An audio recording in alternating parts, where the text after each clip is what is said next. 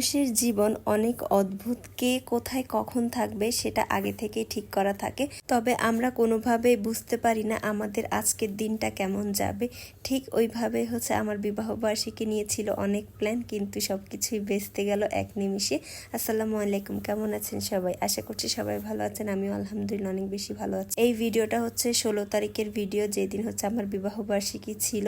বিবাহবার্ষিকী নিয়ে অনেক প্ল্যান ছিল, তবে কোনো প্ল্যানই পরিপূর্ণভাবে হয়নি। তাতে আমার কোনো আফসোস নেই। তানভীর রাতে আমার জন্য খুব সুন্দর একটা বুকে নিয়ে এসেছে এবং আমি অনেক বেশি খুশি হয়েছি এই বুকেটা পেয়ে। হঠাৎ করে আমার শাশুড়িকে ডাক্তার কাছে নিয়ে যায় এবং সেখানে আমি অসুস্থ হয়ে পড়ার কারণে আমাকে ইমার্জেন্সি ভর্তি করানো লাগে। তারপর টানা 5 দিন আমরা হসপিটালে দৌড়াদৌড়ি করি, তাই সারাদিনে আমার আর কোনো ভিডিও ক্লিপ ছিল না এবং আমি কোনো ভিডিও করিনি। জাস্ট আমার অ্যানিভার্সারির ব্লগটাই আমি ক্যাপচার করেছিলাম।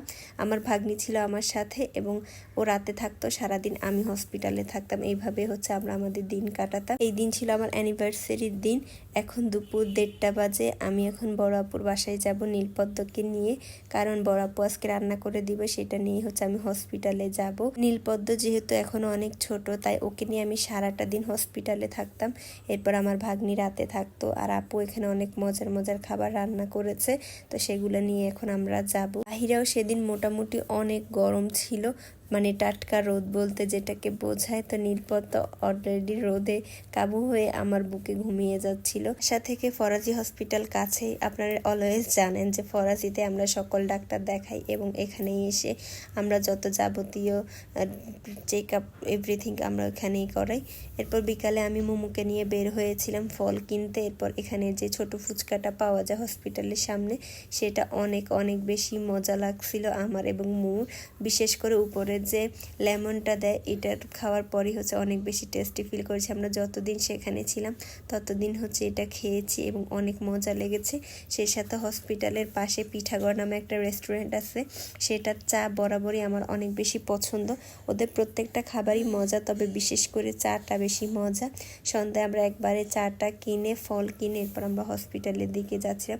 মোটামুটি রেগুলার দিনগুলো আমাদের এইভাবে কেটেছিল। আমি আর যে কয়েকদিন হসপিটালে ছিলাম কোনো ভিডিও করি নেই এবং আমি কোনো ব্লগও আমার পেজে আপলোড করি নেই। আসলে মন মানসিকতা ভালো না থাকলে কোনো কিছুই ভালো লাগে না।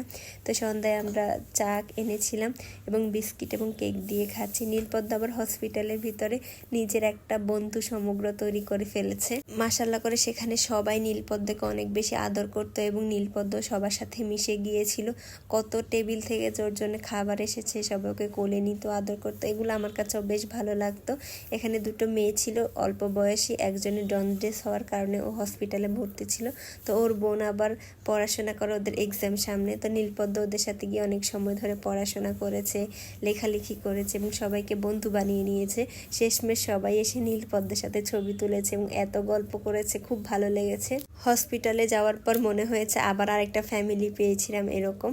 তো এইভাবেই আমাদের দেখতে দেখতে 5টা দিন কেটে যায়। তবে এই বছর নীলপদ্মর সাথে অনেক অনেক মেমোরি ক্রিয়েট হয় সবার সাথে।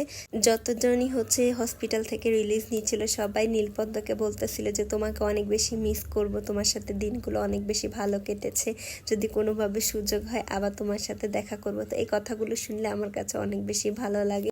তো এইভাবেই আমার বিবাহবার্ষিকীর দিনটা হসপিটালে কেটে যায়, আর কোনো প্ল্যান করা হয়নি। তো আজকের ভিডিওটা আমি এখানেই শেষ করছি। আশা করছি ভিডিওটা সবার কাছে ভালো লেগেছে। আল্লাহ হাফেজ।